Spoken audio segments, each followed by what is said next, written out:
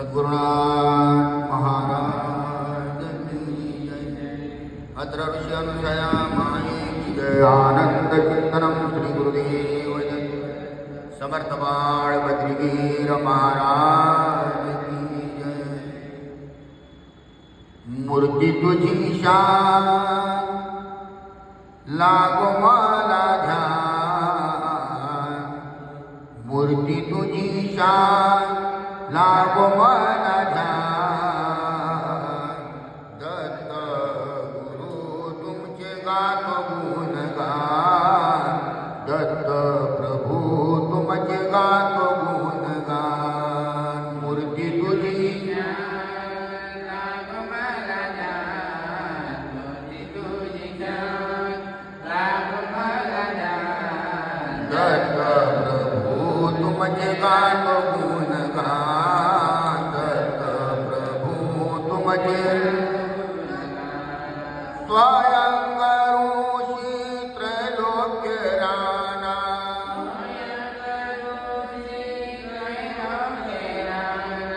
सती अनुसयने पाजिला से पाना।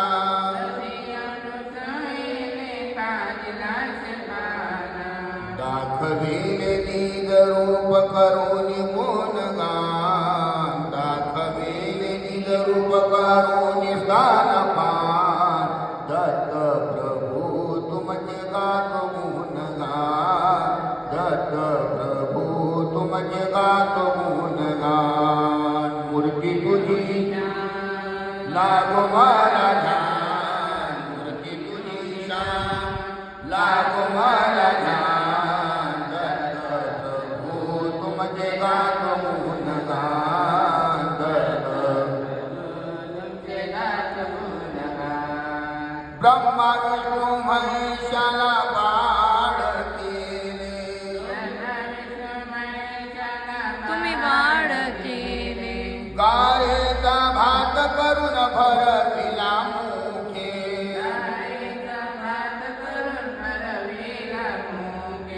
ममतेची जननी जगी आहे महान। ममतेची जननी जगी आहे महान। दत्त प्रभू तुमचे गातो गुणगान। दत्त प्रभू तुमचे गातो गुणगान। दत्त तुझी जान लागो मला ध्यान। मूर्ती तुझी जान लागो मला ध्यान। दत्त प्रभू तुमचे गातो गुणगान। दत्त प्रभू तुमचे माहूर गडावरी आहे रहिवास।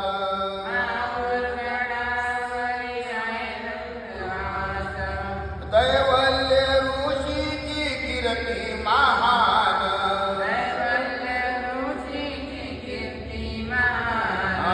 भक्त झाले गंग होती राममान। भक्त झाले गंग होती राममान। दत्त प्रभू तुमचे गातो गुणगान। दत्त प्रभू तुमचे गातो गुणगान। मूर्ती तुझी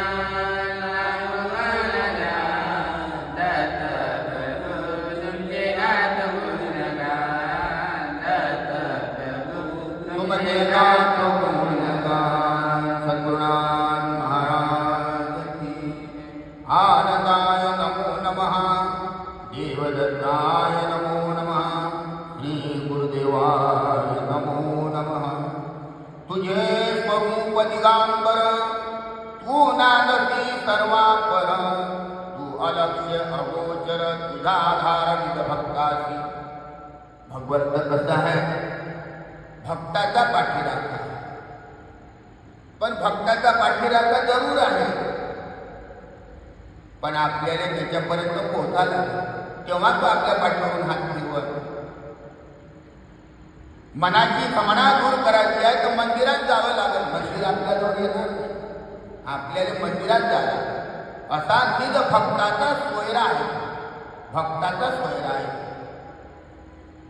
तू निज भक्ताची विधान तू निज भक्ताशी साह्यपूर्ण करीशी तयाशी समाधान देशी तू मोक्षपदाची जर भक्त जर त्या पद्धतीचा बनला अगर तू मोक्ष चाहता है भजन कर सत्य गाने का झूठ को छोड़ दे प्यारे काम कर सत्य पाने जो जीवात्मा सत्यतेच्या मार्गाने चालत असत व्यवहार आहे पण परमार्थाच्या ठिकाणी खोटं नाटं जमत नाही आणि बोलून कारण आपल्याला आपल्या जीवाची सोय करून घ्यायची आहे दत्त महाराजाची संगती करायची आहे दत्त महाराजाच्या चरणाच्या ठिकाणी विलीन व्हायचं आहे तर आपल्याला त्याच्या संगतीत राहून नीती नियम आणि धर्म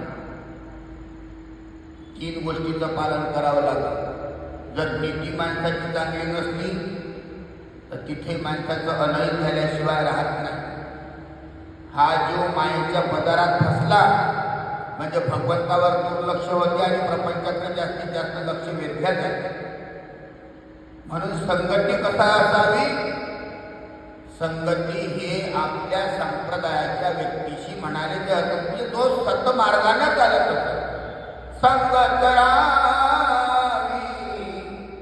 सदा सज्जनाची सावली नसावी कधी दुर्जनाची सावली नसावी कधी दुर्जनाची संगत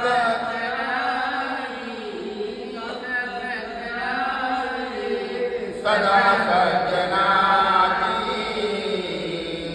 सावली नसावी कधी दुर्जनाची सावली अशा तऱ्हेने म्हणून संगत ही साधण्याची पाहिजे संगती करायच्या वेळेस फार मोठा विचार करावा लागतो बगळा पांढरा तरी कितीही दिसत असत पण त्याचे कर्म तसे नाही आहे म्हणून ती संगती अशी साधल्या गेली पाहिजे ती संगत सज्जनाची असावी सज्जनाची नजर होती दुर्जनाची नजर होती सज्जनाची नजर होती दुर्जनाची नजर होती बरे वाईट बघून घेती बरे वाईट बघून घेती निर्गुणाची नजर होती निर्गुणाची नजर म्हणून सज्जनाची संगत आणि दुर्जनाची दोघांचा विचार जर केला आणि त्याच्यातून जर आपल्या जीवनाच्या हिताचा जर मार्ग जर काढला तर मात्र खरोखर निर्गुण निराकार परमेश्वराची भेट झाल्याशिवाय राहत नाही तो साक्षात्कार दाखवल्याशिवाय राहत नाही तो साक्षात्कार पाहण्यासाठी साक्षात्कार आपल्याला आपल्या हिशोबात घेण्यासाठी आपल्याला त्याच्या संगतीत जावं लागेल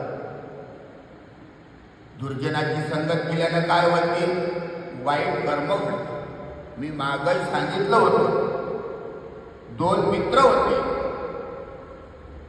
आणि एकमेकाचे कट्टर म्हणजे बिलकुल सज्जन त्याचे एकमेकाचे कट्टर मित्रत्व होतं पण एक व्यसनी होता आणि एक व्यसनी होता. दोघांचंही त्या ठिकाणी जमाचं नाही.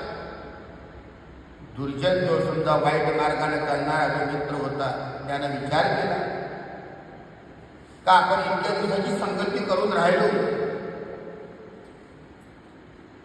पण हा आपल्या वाईट विचाराकडे येतच नाही. म्हणून त्याने एक षडयंत्र बसलं. एका खोलीत दारूची बोतल, मांस, बाई आणि पोरग 4 जण त्या खोलीमध्ये ठेवले आणि तो सज्जन वाईट चांगल्या मार्गाने चालणारा जो मित्र होता त्याच्या घरी बोलावले त्याला. म्हणजे तू चाल बरं म्हणते माझ्यासोबत काम आहे. आता मित्र तो म्हटल्यानंतर विशेष नाही राहिला. म्हणून तो त्याच्या मागं गेला आणि खोलीत गेला. पाहिजे तर तिथं 4 वस्तुस्थिती त्या ठिकाणी निर्माण केलेल्या होत्या. त्याने सांगितलं पाय बरं तुले आपलं मित्रत्व कायम ठेवायचं असेल एक वस्तू तुला सेवन करावं लागेल. म्हणे गड्यात याच्यात एकही वस्तू सेवन करू शकत नाही. तू मला इथं आणलंच काय. आता तुले तुझ्या जीव जर समजा प्रिय असेल तर तुले एक वस्तू सेवन करावं लागेल. जर तू सेवन करशील नाही तर मी तुला इथंच मारून टाकतो. त्यानं विचार केला काही हरकत नाही. नाहीतरी दारूची झाड पाल्याची खायबा ते काही मांसाहार नाही आहे. म्हणून त्यानं दारू ठीक आहे मी दारू पिऊन घेतो आणि ठीक आहे काय हरकत. त्यानं ते आपल्या कशी ते दारू पिऊन घेतली. गेल्यानंतर अंगात आली. तिथंच झोपला गेला. पडला तिथं. पडल्यानंतर भूक लागली. ते दारू उतरत गेली. त्याला जाग आला. पोट टोळालेला त्याच्यावर. त्याला असं वाटला की इथं तर कोणीच नाही आहे. घेणं मांस खाऊन. म्हणून त्यानं ते दारू उतरल्यानंतर ते मांस सेवन केलं. मांस सेवन केल्यानंतर विकार वाढले. काम, क्रोध, मद, मत्सर, दंभ आणि अहंकार. विकार वाढल्यानंतर ती बाई भोगली. बाई भोगल्यानंतर आता हे पोरग जर इथून उठून जर बाहेर जर गेलं तर हे सगळ्या गावांनी पेरणं करून टाकते. म्हणून त्यांनी मारून टाकलं. सज्जनाची नजर होती दुर्जनाची नजर होती. सज्जनाची नजर होती दुर्जनाची नजर होती. पहा एक मित्र कसा वाईट घडवते. चांगल्या मित्राने वाईट घडवण्याचं हे षडयंत्र असते. म्हणून अशा व्यक्तीची संगत करायचीच नाही. जर संगत करायची आहे तर सज्जनाची करा. चांगल्या व्यक्तीची करा का ज्याच्या संगत अशी करा की आपल्यापासून एक तर त्याची सुधारणा झाली पाहिजे नाही तर त्याच्यापासून आपली सुधारणा झाली पाहिजे. याला सत्संग म्हटले गेलेलं आहे. आणि या सत्संगाने त्याची फार मोठी गरज आहे. तवानुसया मातेशी बोलत असे स्वयंग ऋषी साधव विचार माझी तुझी आता ऐकावा. म्हणून अनुसया मातेने मार्गदर्शन केलं स्वयंग ऋषी. माय आता मी जसं तुला सांगत त्याप्रमाणे तू कर. दिघे पतिव्रता सुंदर बनती आहो थोर ज्याचे बांधावे तोदर आपल्या चरणाशी. महाराजांना आदेश केला. लक्ष्मी, सावित्री, पार्वती तिघीचे नावाचं तोडर पायाला बांधून. कारण माणसाच्या ठिकाणी तो अभिमान आहे. अभिमान या सत्संगात तरी पाहिजे नाही. मत्सर पाहिजे नाही.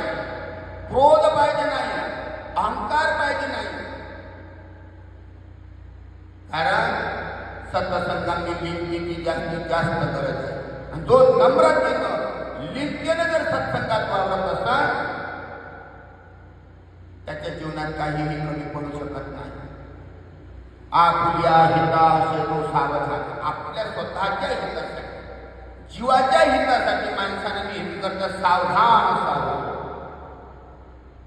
जर आपण जर तो भाग जर सावधान जर कुठं जर आपण विसरलो, रामदास स्वामीने सावधान समजलं. ज्या ज्या जीवात्म्याने ज्या ज्या ऋषीमुनीने सावधान या शब्द जर समजला, त्यांना आपल्या जीवनाचे हित करू नये,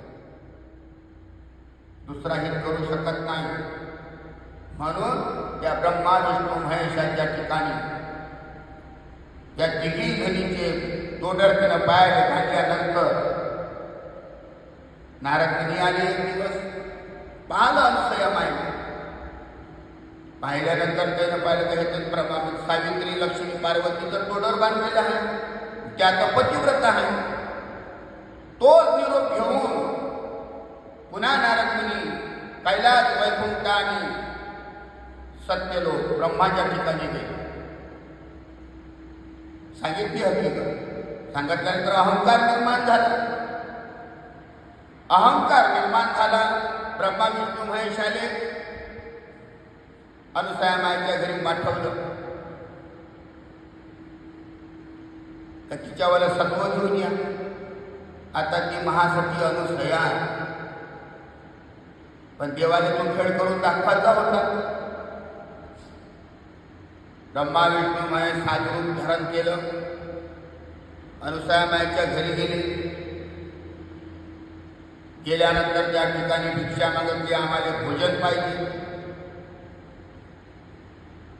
भोजन मागितलं पण आम्हाला 18 धान्य वनस्पती वर्ग आहे. मग आता काय भोजन द्यायचं? त्यानं स्वतःच्या झुईतल्या गारगोट्या काढल्या, तिच्या पुढं ठेवल्या. ह्या घे म्हणे आणि याचा भात करून. देवा म्हणे याचा भात कसा होईल? गारगोट्या आहे, याचा भात कसा होणार? पण अभिमान, तिघाच्या ठिकाणी अभिमान झाला होता. पण देवाने तो अभिमान नष्ट करायचा होता. म्हणून ठीक आहे, गुरु महाराजांची कृपा. त्या अनुसया माऊलीनं त्या गारगोट्या घेतल्या, तिकडे नामस्मरण चालू केलं आणि गारगोट्या शिजवणं सुरू करून दिले. झालं.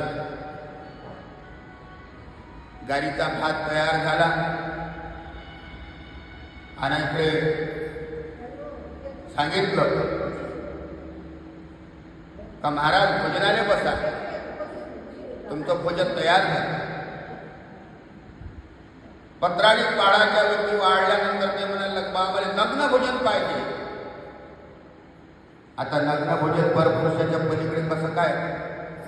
त्या ठिकाणी नग्न भोजन देणार आहे. परपुरुषापुढं नग्न भोजन कसं काय देते? नाही जर नग्न भोजन करत नसेल तर आम्ही वापस करतो. आता अतिथी जर आपल्या घरून जर वापस गेला तर कोणी वाईट वाटलं त्या मागून का आपलं अनहित होणार आहे. ही हिताची गोष्ट नाही.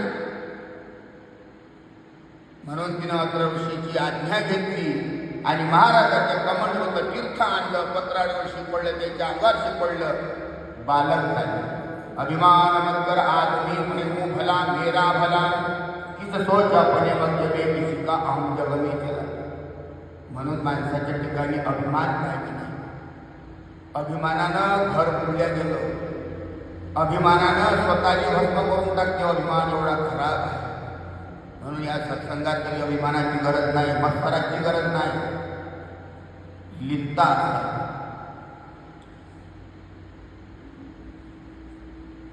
जरी तुझी कृपा अनादी सिद्ध, अज्ञानाशी होय आनंद, दाखविसी नाना छंद निज भक्ता लागूनिया.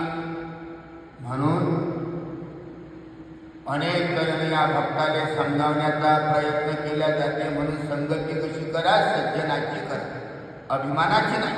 अभिमानाची संगत केली तर काहीही घडून येणार नाही. भजनी झाला ते देहभान, येतीचे दैवत येती धामन, आज हे नवे स्तोत्र पठन कवनाची करिता. नारद मुनी त्या ठिकाणी अनेक जसं ओम नमो नारायण वासुदेवाय नमः अत्र ऋषी अनुसयाचं गुणगान करत चालले. आणि अर्थऋषीचे गुणगान करता करता बरोबर पैलवून दिली. आखरी तीनही देव बालक झाले, पाळण्यात झोपून गेले. त्याचा अभिमान नष्ट करण्यासाठी अंधकार झाला सत्य वैकुंठ आणि कैलासमध्ये. आणि कैलासात ज्या अगदी अंधार झाला त्यावेळेस व्यवहार बंद पडला.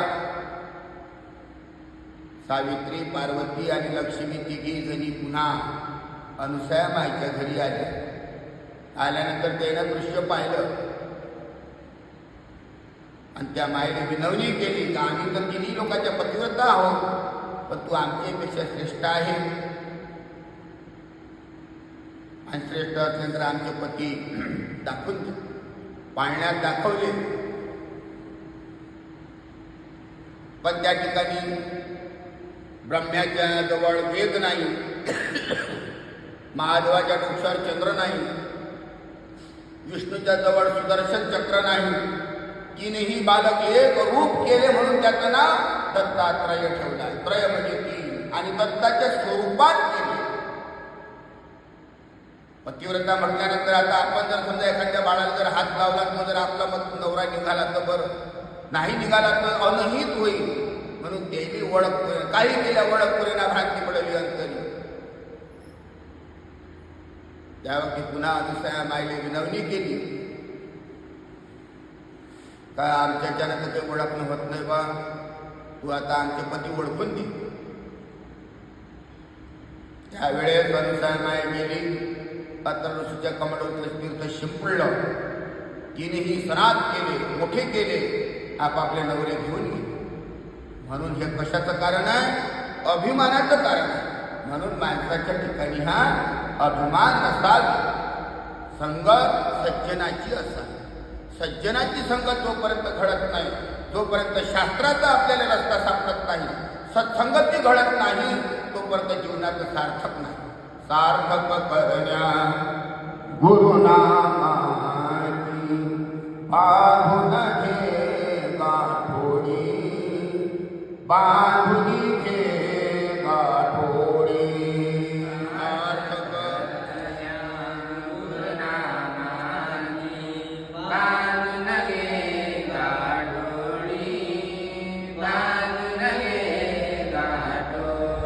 बोलू नको, गमावू नको रे,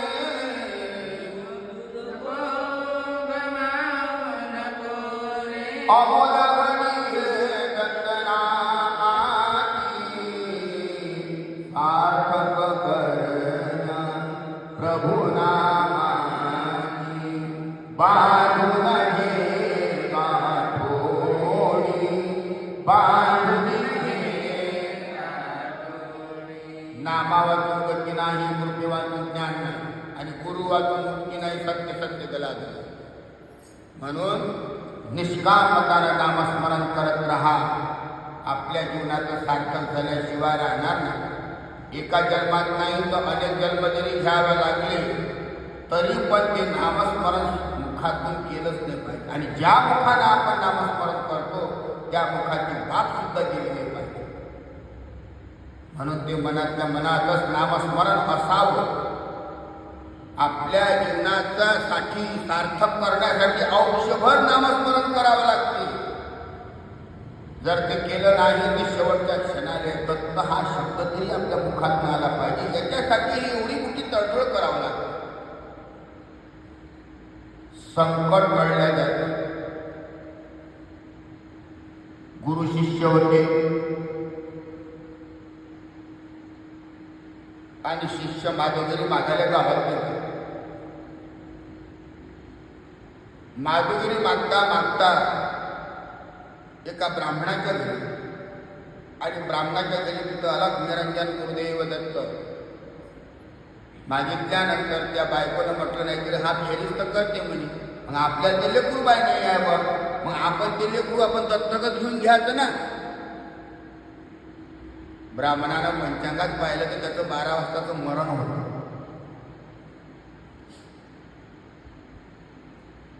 विचार केला, म्हणे बाबा तू आता लवकरात लवकर फेरी कर आणि आपल्या मठात निघून जा, तू 12 वाजता मरणार. असं म्हटल्यानंतर त्या शिष्याला असं वाटलं का खरी बाबा आता आपण 12 वाजता मरणार आहे हे सांगितलं. मठावर गेला, स्वयंपाक केला आणि दोघंही गुरु महाराज आणि शिष्य एकत्रित जेवण करत होते. संगतीनं याला चिंताखेच पडली. मग त्यानं गुरु महाराजाने ताट वाढलं म्हणजे महाराज तुम्ही जेवण करून घे. म्हणजे काय रे बाबा आपण तर दररोज दोघे जण बरोबर जेवण करत होतो, मग आज का नाही म्हणे तब्येत बरोबर नाही. महाराजाला ज्ञानदृष्टीनं पाहिलं, त्याची कुंडली ज्ञानदृष्टीनं पाहिल्यानंतर त्याचं 12 वाजताचं मरण होतं. आणि काय रे बाबा खोटं कोण बोलतो, तू तर आज 12 वाजता मरणार, मग उपाशी काय मरतं, जेवण करून मर. ठीक आहे, महाराजाची गुरु आज्ञा आहे, आज्ञाच्या पलीकडे जाता येत नाही. देवाची आज्ञा मोडली तरी चालत नाही, गुरुची आज्ञा जर मोडली तर अधोगती गेलं. गुरु आज्ञा वेळेलो माया प्रपंच भ्रमिलो, कठीण जाते. मग जेवण केलं, दोघांचे जेवण झालं. गुरुच्या आसनावर शिष्याला बसवलं आणि शिष्याच्या आसनावर गुरु झोपले. तुले मरायचं आहे ना म्हणजे मग नामस्मरण कर, माय अंग मालिश कर म्हणे अंग. आणि कोणी बलावर जाऊ नको आणि आवाज दे तर आवाजही देऊ नको, फक्त नामस्मरण कर आणि मायची सेवा कर. गुरुपद एवढं श्रेष्ठ आहे, देवापेक्षा श्रेष्ठ आहे गुरु महाराज. गुरुर ब्रह्मा गुरुर विष्णू गुरुर्देवो महेश्वरः गुरुर साक्षात परब्रह्म तस्मै श्री गुरुवे नमः. सर्वेच्या वर्त सगळं काही ही सृष्टी निर्माण झाली. 4 वे 6 7 18 पुराण निर्माण झाले. हे सगळी सृष्टी 4ही सृष्ट्या निर्माण झाल्या गुरु महाराजांच्या आज्ञेने निर्माण झालं. नामस्मरण करत राहिला, महाराजांची सेवा करत राहिला. सेवा करता करता करता करता त्याला आले बोलावाले, यमदूत येऊ का काय देवदूत येऊ. बोलावाल्यानंतर त्याला तिकडे पाहिलं नाही, नामस्मरणात राहिला, महाराजांची सेवा करत राहिला. झालं 12 वाजले, 12:30 वाजले, 1 वाजले. अरे बाबा किती वाजले म्हणजे महाराजांचं 1 वाजले. असं म्हटल्यानंतर महाराज उठले. महाराज स्वतःच्या आसनावर गेले आणि शिष्याने शिष्याच्या आसनावर बसवलं. का रे बाबा तू तो मरणार होता 12 वाजता, का रे गेला. गुरु सेवा घडे त्यासी काळ दंडना तयाशी. आनंद गीतच सांगते, ज्याने गुरुची सेवा घडली, ज्यानं गुरुची सेवा केली, इथं काळही काहीच करू शकत नाही. एवढं बल आहे गुरु महाराजांच्या नामस्मरणात. म्हणून अशी आज्ञेचं त्या पालन असावं. ज्या आज्ञे निगवावा घर त्याचा करावा संसार. ज्या महाराजांची आपण भक्ती करतो, दत्त महाराजांची भक्ती करतो, दत्त महाराजांचंच नामस्मरण चालू ठेवायचं, कोणत्याच कामात अडचण येणार नाही. फक्त एकच आहे, देवभक्ताची हेतू कसोटी सोनं पितळ पराक्रमासाठी. परीक्षा तर प्रत्येकाचीच घेते. साधू संत ऋषी मुनी सर्वांची परीक्षा घेते. दुर्वास अभिमान झाला, त्याचे मग सुदर्शन लागलं. पण जेव्हा गुरु महाराजांचा धावा केला तर ते सुदर्शन हटले गेलं. याज्ञवल्की भक्तालभ्य अभिमान झाला. श्रीकृष्णाला सुद्धा अभिमान झाला होता. पण त्या ठिकाणी गुरु महाराजांचा धावा केल्यानंतर सगळे संकट निवारण झाल्याशिवाय राहत नाही. अशी गुरु महाराजांच्या नामस्मरणात ताकद. हाती घेऊन बोधाचा भाला मदसाठी धावता. महाराज दत्तप्रभू भक्ताची सहाय्यता करण्यासाठी 24 घंटे जागृत आहे. आता निर्गुण निराकार परमेश्वर म्हटल्यानंतर झोपच कायची आहे. पण भगवंत आपल्यासाठी 24 घंटे जागृत राहतो. आपण 1 घंटा नामस्मरण करू शकत नाही. 24 घंट्यातला एक जरी घंटा जरी परमार्थाने देवापासून सकाळी संध्याकाळी अर्धा घंटा जर नामस्मरण जर केलं तर खरोखर त्या ठिकाणी संकट येत नाही आणि आधी ते निवारण झाल्याशिवाय राहत नाही. म्हणून आपल्या संचित घडवणं कर्मक्रियामा कर्म दैवात जरी असलं पण कर्म जर माणसाचे चांगलं नसले दैव देते कर्म देते. म्हणून कर्म माणसाचे चांगले पाहिजे. देवपूजा असो कोणतीही पूजा असो कर्म चांगले केल्याशिवाय पूजा सफल होत नाही. दैव देते कर्म देते दोष हा कुणाचा. दैव देते कर्म देते दोष हा कुणाचा. खेळ मांडी ना सर्व पूर्व संचिताचा.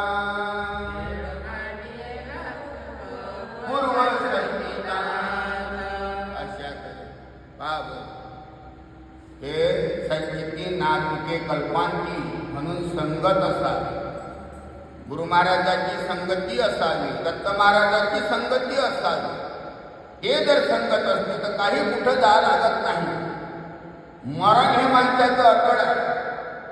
दुःख न मरणाचे मिढे जरी सौख्य न राजाचे. दुःख न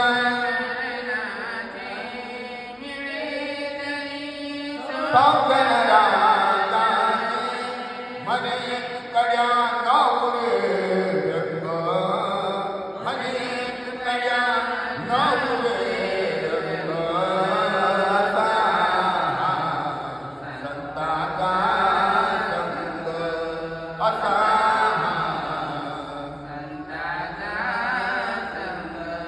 असा संग पाहिजे. दुःख नेहमी करता सोबतच आहे. सुख आणि दुःख. पण दुःख आपल्या दिसून पडते. सुखात आपण विसरून जातो. पण नेहमी करता दुःख में सुमरन सब करे सुख में करे ना कोई. सुख में सुमरन करे तो दुःख काय होय. दुःखात आपण नामस्मरण करतो. दुःखात आपण देवाचं नाव घेतो. पण सुखात जर समजा नामस्मरण जर घेतलं नामस्मरण केलं त्याचा आठवण जर केला तर दुःख येणारच नाही. पण आलंय तर ते निरसन झाल्याशिवाय राहत नाही. पण मेन मुद्दा महत्वाचा असा आहे बाबा नामस्मरणाने अहंकार गळतो. लोभ हा त्यागाने पडतो. अहंकार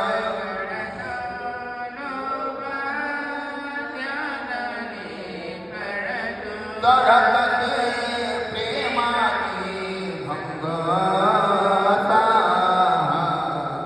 संताचा संग असा संता. अशा तरी अहंकार गळतो. लोभ हा त्यागाने पडतो. म्हणून कुछ पाने के लिए कुछ खोना पडता. जर तो त्याग जर आपल्या ठिकाणी निर्माण झाला सत्संगात राहून तर खरोखर ते दुःख निरसन झाल्याशिवाय राहत नाही. सुख दुःख दोनो जीव धर्म है इनसे निवृत्त होना.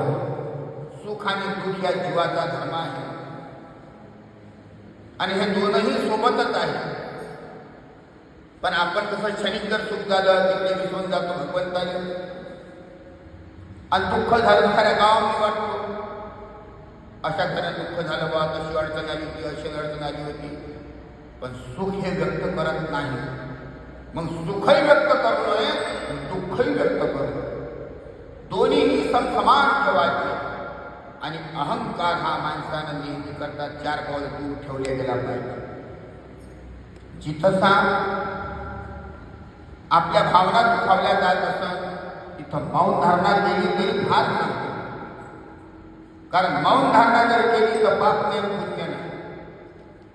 कोणाच्या भावना दुखवल्या जात नाही ना कोणाला प्रोत्साहनही दिल्या जात. म्हणून ती अशी संगती असावी की संगत फक्त सज्जनाची असावी. अशी जर ते संगती साध्या गेली तर बरोबर जीवनाचं साफल्य आहे. आणि या जीवाने सत्संगात भक्ती मार्गात पळवण्यासाठी मनाचा निर्धार पाहिजे. मन जाने तो जाने दे, मत जाने दे शरीर, तात नहीं शिकेगे तो कैसा लगेगा तीर. माणसाचं मन कायच्यावरही जाते, येड्यावाकड्यावरही जाते. मन जाऊ गेलं तर गेलं, पण माणसाचं शरीर नाही गेलं पाहिजे. शरीर जर गेलं तर ते घातक ठरल्याशिवाय राहत नाही. कनक और कामिना इससे रहना तू उसके फंदे में जो नरक गया तो फिर उतरेगा. कनक म्हणजे सोनं. स्वतःचा कोंबडा बराबर दुसऱ्याचा मोल नको, काही गरज नाही. स्वतःच्या घरी खांद्याच्या ठिकाणी त्याच्या घरात बघतो सामान पडला, मोबाईल पडला, घड्याळ पडली आहे, ज्या काही वस्तू आहेत त्याला हात लावण्याचा अधिकार आपला नाही. पाप अन्न तर तुरंत राहिलं. कामिनी म्हणजे वेश्या. जो जीवात्मा जो व्यक्ती त्या वेश्येच्या अधीन गेला असता फिर उतरेगा नहीं. बूंदों से आती और हौदों से जाती. कमावाले नाही खात पाहिजे. म्हणून ती माया ही प्रबल आहे. तिच्या आधी जाण्याचं काहीही कारण नाही.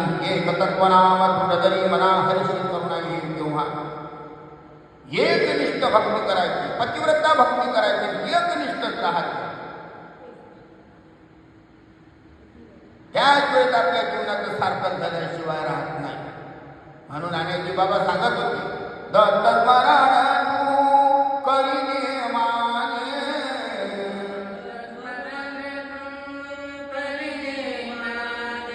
सार्थक होईल तुझ्या जीवनाचे,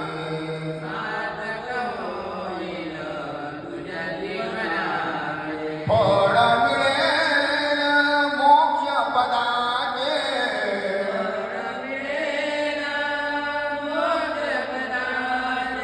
आयाजी बाबा सागे पडवळूनी पांडुन घे गाठोडी, सार्थक करण्या गुरुनामाची बांधून घे गाठोडी, बांधून घे गाठोडी. संत महात्मे सांगून गेले. संत महात्म्याने सांगितलं नीतिनियम धर्माचं पालन करा. नाही काही येतो संत दत्त दत्त जरी केलं, दत्त दत्त बोल तेरा कौन करेगा मोल. अनमोल आहे. पोथी पढ़े तो जगमुहा पंडित भयानक होय, 28 अक्षर पढ़े तो पंडित होय. दत्त हे अक्षर गणित अक्षर आहे. 2 पासून अर्धवती. म्हणून 28 अक्षर फार मोठे महत्वाचे आहे. म्हणून तिथं त्याचं नाव दत्त ठेवलं गेलं. त्याच वेळी त्याचा जर आपण उच्चार केला, त्या नामाचा उच्चार केला तर जीवनाचं सार्थक आहे. अशा तऱ्हेनं म्हणून ते सार्थक करण्यासाठी आज खरोखर हे रासायनिक कॉम्प्युटर युग आहे. म्हणून विज्ञान आणि अध्यात्म ह्या दोन्ही गोष्टी चालवावं लागते. जिथे विज्ञान संपलं तिथे अध्यात्म चालू होते. पण अध्यात्माला सोडू नका, परमार्थाला सोडू नका. परमार्थ जर सुटला देवच नाही असं जर म्हटलं, ब्रह्मा विष्णू महेशाले अभिमान झाला, दुर्वासाले अभिमान झाला, पण शेवटी नतमस्तक व्हावं लागलं. कोणाचा अभिमान शेवटाव गेला नाही. मनाचा सोडा अभिमान घ्यावे लिनके दत्तना. मनाचा सोडा घ्यावे लिनके दत्तना. फार चिंता मोठी कामाची. लिप्त भक्तीनं फार मोठा जीवनाचा उद्धार होत जातो.